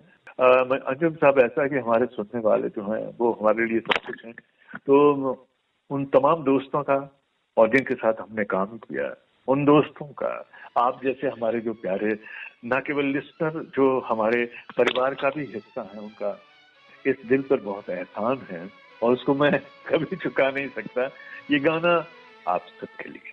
एहसान मेरे दिल पे तुम्हारा है दोस्तों, एहसान मेरे दिल पे तुम्हारा है दोस्तों, ये दिल तुम्हारे प्यार का मारा है दोस्तों, एहसान मेरे दिल पे तुम्हारा है दोस्तों, ये दिल तुम्हारे प्यार का मारा है दोस्तों।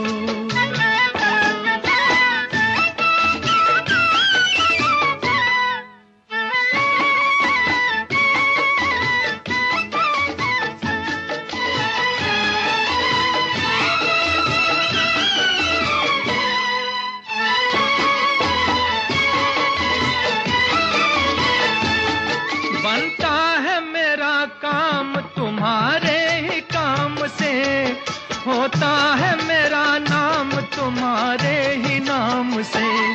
बनता है मेरा काम तुम्हारे ही काम से, होता है मेरा नाम तुम्हारे ही नाम से। तुम जैसे मेहरबान का सहारा है दोस्तों, ये दिल तुम्हारे प्यार का मारा है दोस्तों, एहसान मेरे दिल पे तुम्हारा है दोस्तों, ये दिल तुम्हारे प्यार का मारा है दोस्तों।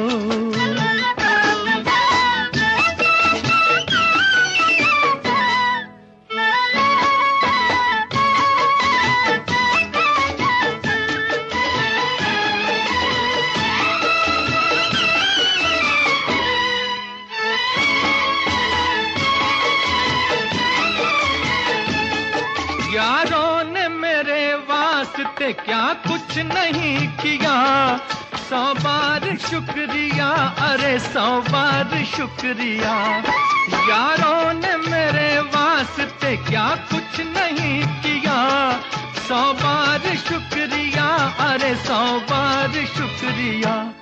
बचपन तुम्हारे साथ गुजारा है दोस्तों, ये दिल तुम्हारे प्यार का मारा है दोस्तों, एहसान मेरे दिल पे तुम्हारा है दोस्तों, ये दिल तुम्हारे प्यार का मारा है दोस्तों, एहसान मेरे दिल पे तुम्हारा है दोस्तों, ये दिल तुम्हारे प्यार का मारा है दोस्तों। अच्छा कमल साहब, जैसा कि अक्सर देखा गया है, कई ऐसे लोग होते हैं जिन्हें ये बात अच्छी नहीं लगती कि एक छोटे से शहर से आने वाला शख्स इतना कामयाब और फेमस हो। रायपुर जैसे शहर से निकलकर सपनों की नगरी में पहुंचना और वहां अपनी कामयाबियों के झंडे गाड़ना कितना मुश्किल था। क्या कभी कोई ऐसी मुश्किलात पेश आई जहां आपको लगा हो कि लोग बिला वजह आपको तंग कर रहे हैं, या यूं कहें कि वो चाहते नहीं थे कि आप आगे जाएं? एक बार कभी मुझे लगा ऐसा, और वो भी मुंबई के लोगों ने, मुंबई से बाहर के आए लोगों ने ही इस तरह से ट्रीट किया। लेकिन वो अप्रिय घटना जो थी वो मैं भूल गया। लेकिन ये जरूर है कि मैं जब ट्रांसफर पे हो यहाँ वापस आया या विविध भारती में, तो पहले दिन ही जब मैं स्टूडियो में गया तो लोगों को बड़ी जिज्ञासा थी कि मेरे एक प्रोग्राम एग्जीक्यूटिव थे, मेरे जो इमीडिएट बॉस थे लक्ष्मेंद्र चोपड़ा साहब, जो बाद में एडीजी होकर रिटायर हुए, वो मैं उनको भाई साहब बोलता था। तो वो किसी काम से विविध भारती आए थे रायपुर से, और वो उन्होंने यहाँ कुछ समा बांध दिया था हमारे बारे में। तो लोगों को लगता था भाई इसके बड़ा नाम सुना है कौन, जरा देखें तो सही। तो पहले दिन से ही बहुत सारे लोग जो थे इम्प्रेस हुए।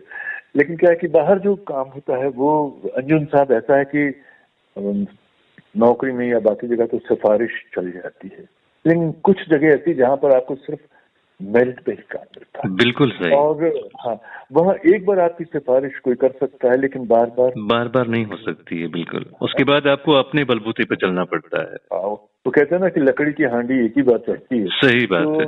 हाँ, तो अगर आप में टैलेंट है तो बाहर फिर आपको कोई रोक नहीं सकता।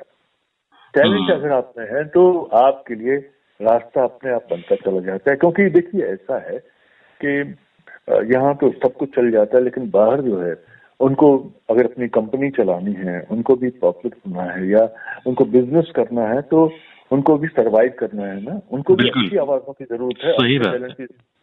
तो अच्छे टैलेंट की और अच्छे लोगों की तलाश में सब लोग रहते हैं, सबको गुणी लोग चाहिए। तो अगर आप गुणी हैं और आप में टैलेंट है तो स्काई इज द लिमिट, ऐसा। एग्जैक्टली। अच्छा कमल साहब, जिंदगी का एक अच्छा खासा हिस्सा आपने रेडियो को दिया जी। क्या आज आप रेडियो के कंसोल को मिस करते हैं, रेडियो के उस स्टूडियो को मिस करते हैं?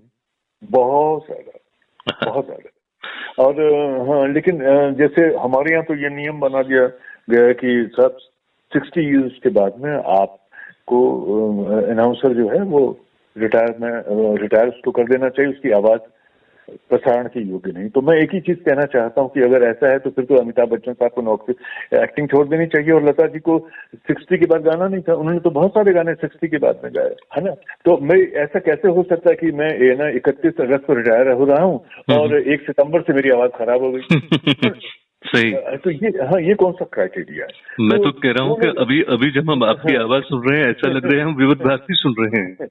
तो मैं वही कहता हूँ कि ऐसे डॉक्टर 65 साल की उम्र में, हमारे यहाँ नेता जो है वो तो 80 साल तक कुर्सी नहीं छोड़ते। बिल्कुल सही बात है, सही बात है। लोग झेलना नहीं चाहते तो भी झेलना पड़ता है। और हम लोग तो सिर्फ आवाज के जरिए रस बांटते हैं।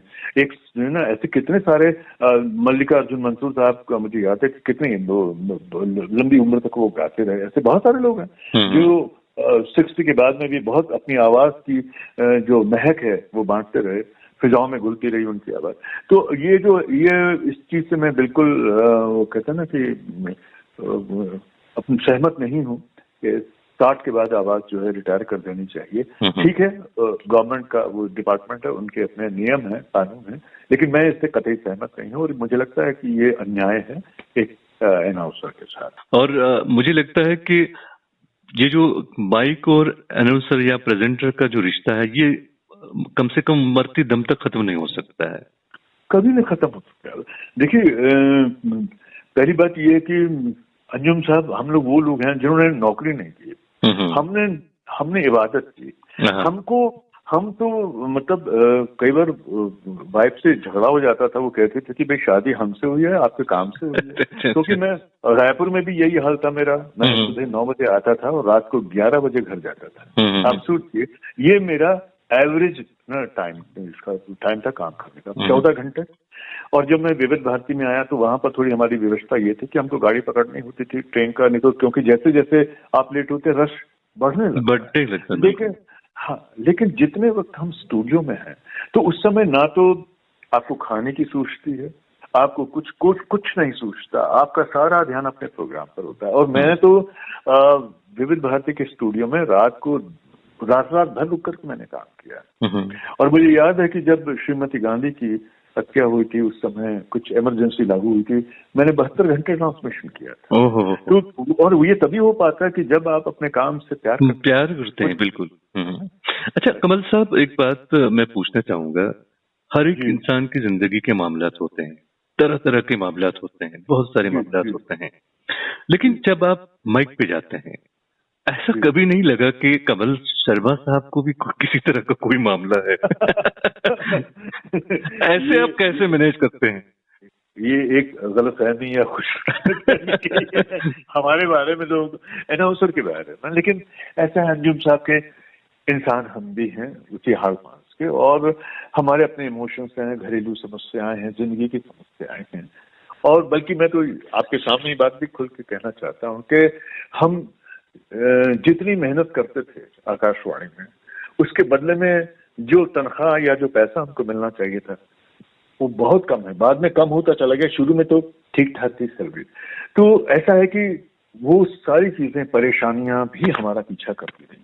और महानगरों में तो ये समस्याएं बहुत ज्यादा होती हैं।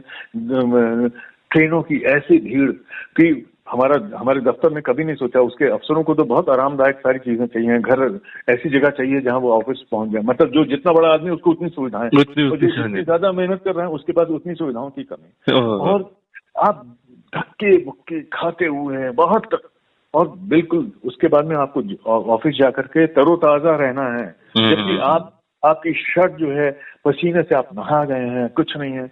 और रोज आपको लग रहा है उस भीड़ से जब आप निकलते हैं कि मैं जिंदा बच गया, शुक्र है ऊपर वाले का। आप उसका शुक्रिया अदा करके जाएं। तो आप सोचिए, और जब मैं रिटायर होने की कगार पर आ गया तो तब तो हमारा ऑफिस यहाँ पर हमारी कॉलोनी बनी, जबकि मुंबई से ब्रॉडकास्टिंग की हिस्ट्री शुरू होती है।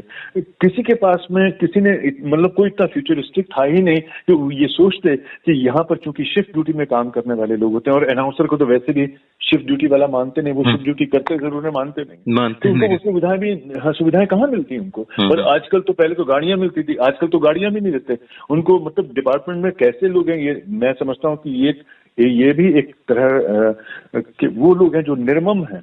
उनको मालूम नहीं कि अब पहले हमारे यहाँ महिलाओं की सुरक्षा को लेकर के बहुत ज्यादा हम सजग रहते थे। अब रात को जिनकी ड्यूटी रहती है नहीं देते उनको गाड़ी। मतलब वो, मैं इसलिए कह रहा हूँ कि वो संस्था जो दुनिया भर को उपदेश देती है ना, प्रवचन देने का काम करती है, उनको नैतिकता के बड़ी बड़ी बातों के भाषण पिलाती है उनको, उसके अपने दिया तले अंधेरा है। हाँ, तो ये इनको कहने का कोई अधिकार नहीं है। मेरा यह मानना है कि आप जो करते हैं पहले खुद उसका एग्जाम्पल पेश कीजिए। तो हम लोग जब माइक्रोफोन के सामने जाते थे, कई बार ऐसी घटनाएं हुई कि किसी की मृत्यु का समाचार मिल गया है, किसी के एक्सीडेंट का समाचार मिला है, लेकिन कहते हैं ना कि माइक्रोफोन के सामने हम या कभी कभार आपकी भाभी से आपकी नाराजगी हो गई। हाँ, ऐसा क्यों नहीं भाई, वो भी उनकी अपनी घरेलू जरूरतें और चीजें, उनको भी टाइम देना है। हम रेडियो के लोग कभी भी अपने घर को ठीक से टाइम नहीं दे पाए, लेकिन इसके बावजूद, लेकिन वो उसकी शिकन या उसका असर आपकी आवाज पे नहीं आता, ये तो सबसे बड़ी बात है। ये भाई, ये तो आपके प्रोफेशन की एक जिसको कहते हैं ना, वो ईमानदारी, उसका अनुशासन है जो आपको सीखना होता है ना। और कहते हैं ना कि वो हर बार ऐसे लोगों के लिए कहा था कि शो मस्ट गो ऑन, तो वो वाली बात है। आपको अपनी सारी जो व्यक्तिगत परेशानियां हैं वो किनारे पर रख करके, क्योंकि आपके सुनने वाले सोचते हैं उनको इससे कोई मतलब नहीं है। बिल्कुल, उनको मेरे कार्यक्रम से मतलब है। और कई लोग तो ऐसे होते हैं, वो तो ये भी बोल देते हैं कि आपको पैसा किसका मिलता है, ऐसा भी बोल देते हैं इसी, क्योंकि आपके पास जब चिट्ठियां आती तो उसमें तरह तरह, कई बार तो बहुत सारे लिसनर गालियां लिख देते थे, और आप प्रोग्राम कर रहे हैं, रिकॉर्डिंग कर रहे हैं, उसमें बहुत गंदी गाली दे दी आपको, एसएमएस में गालियां लिखी रहती थी। तो आप कर रहे हैं, अचानक आपने एक अपशब्द अपने बारे में देखा, आप क्या करेंगे, डिस्टर्ब हो जाएंगे आप। बिल्कुल, सब क्या करेंगे, तो हम लोग नहीं डिस्टर्ब होते थे। कई बार बहुत बुरा भी लगता था, और बहुत सांकेतिक रूप से समझा भी देते थे। पत्रावली में मैंने कई बार समझाया भी कि भाई आप मर्यादा का उल्लंघन ना किया करिए। तो उस समय वो सोचते हैं, उनको लगता है कि अच्छा हमारा नाम शामिल नहीं हुआ, और झूठी शिकायतें, मुझे तो उससे भी लड़ना पड़ा, कितने सारे झूठे आरोप, साहब ये मोस्ट करप्ट आदमी है और ऐसा है, पैसे खाते हैं, जबकि जिंदगी में शायद 5 पैसे कभी रेडियो में किसी से खाए नहीं। तो ये होता है क्योंकि उनका पत्र शामिल नहीं हुआ। मुझे याद है गरियाबंद के एक लालचंद करके थे, उन्होंने मेरी शिकायत कर दी प्राइम मिनिस्टर साहब को। अच्छा, हाँ, कि साहब मैं, और जबकि उनका नाम हमेशा आता था, नियमित रूप से आता था। तो ऐसे लोग होते हैं, तो वो आपको बड़ा तंग करते हैं, आपकी पूरी छवि खराब कर देंगे, क्योंकि कई लोगों को इसमें आनंद भी आता है कि दूसरे की छवि खराब करना है। सच्चाई जो है कई बार लोगों को पता नहीं होती, लेकिन सच्चाई जब पता चलती है तब उनको समझ में आता है कि अच्छा हमने इस आदमी के साथ में कितना गलत किया, ऐसा होता है। कमल साहब, आपका बहुत बहुत शुक्रिया कि आपने अपने कीमती वक्त में से हमारे लिए कुछ वक्त निकाला। मैं अपनी तरफ से और अपने तमाम सुनने वालों की तरफ से आपका तहे दिल से शुक्रिया अदा करता हूं। और इस प्रोग्राम के इख्तिताम पर हम आपके ही एक मनपसंद नगमे से आप इसका इख्तिताम करेंगे। तो मेरी आपसे गुजारिश है कि आप हमारे सुनने वालों को प्रोग्राम के आखिर में अपनी पसंद का एक और नगमा सुनवाएं। काली टोपी लाल रुमाल फिल्म का गाना है, लागी छूटे ना। और ये जो लगन है रेडियो के साथ में, मेरे साथ जो आपकी लागी है और आपके साथ जो मेरी लागी है, लगन है, वो कभी ना छूटे। ये रिश्ता ऐसे ही मजबूत बना रहे। और अंजुम साहब, मैं खासतौर से आपके लिए कहना चाहूंगा कि आपने बहुत मेरी आवाज के लिए बहुत कुछ कहा, बहुत तारीफ की, खुले दिल से की। लेकिन मैं कहूंगा कि जब पहली बार आपने मुझसे बात की टेलीफोन पर, तो सचमुच मुझे लगा कि मैं इस आवाज को सुनता रहूं, इतनी मीठी आवाज, इतना मीठा अंदाज और इतने अदब के साथ में। तो मुझे पहली बार में ही लगा कि इस इंसान का रिश्ता रेडियो से होना चाहिए या बोलने से होना चाहिए। वो तो बाद में पता भी चल गया। तो बहुत ही मीठी आवाज है, और ये आवाज मुझे पूरा यकीन है कि लोगों की रूह में उतरती होगी, उनके दिलों में। जब जब वो आपका प्रोग्राम सुनते होंगे तो वो जरूर तारीफ करते होंगे, क्योंकि आपका भी जो बोलने का जो लहजा है, जिस तरह से आप बोलते हैं, वो बहुत ही सधा हुआ है, बहुत पॉलिश्ड है। तो आपको भी बहुत बहुत शुक्रिया और बहुत स्नेहाशीष। मैं आपके लिए एक शेर कहना चाहूंगा, बशीर बद्र साहब का है। खुदा की उसके गले में अजीब कुदरत है, वो बोलता है तो एक रोशनी सी होती है। ये आपके लिए, और ऐसे ही बोलते रहिए, ऐसे ही मिठास घोलते रहिए दिलों में, लोगों की रूह में उतरते रहे आपकी आवाज। मेरी अनंत शुभकामनाएं आपके लिए और बहुत बहुत धन्यवाद आपको। लागी छूटे ना अब तो सनम, लागी छूटे ना अब तो सनम, चाहे जाए जिया तेरी कसम, लागी छूटे ना अब तो सनम।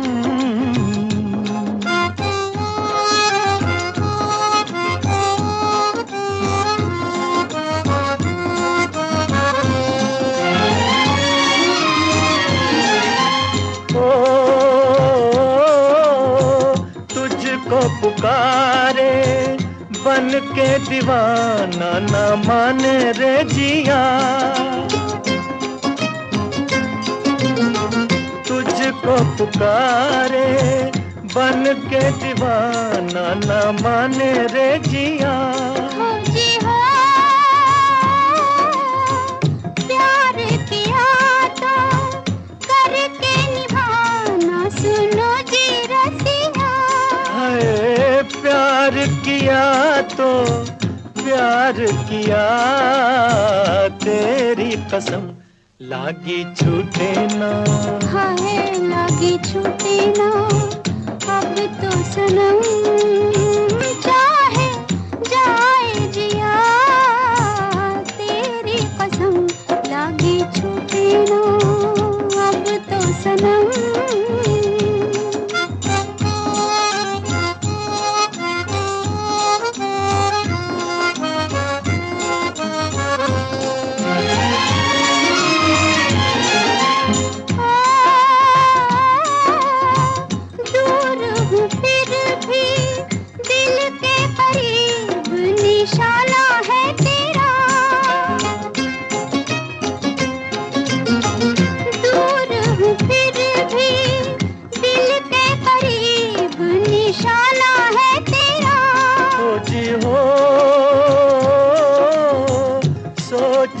फिर से एक गरीब दीवाना है तेरा, सोच लिया जी सोच लिया तेरी कसम, लागी छूटे ना, लागी छूटे ना अब तो सनम, चाहे जाए जिया तेरी कसम, लागी छूटे ना अब तो सनम।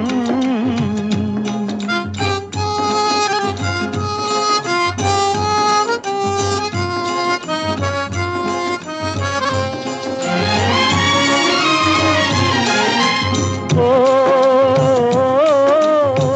जब से लड़ी है तुमसे निगाह, तड़प रहा दिल, जब से लड़ी है तुमसे निगाह, तड़प रहा दिल। जी हो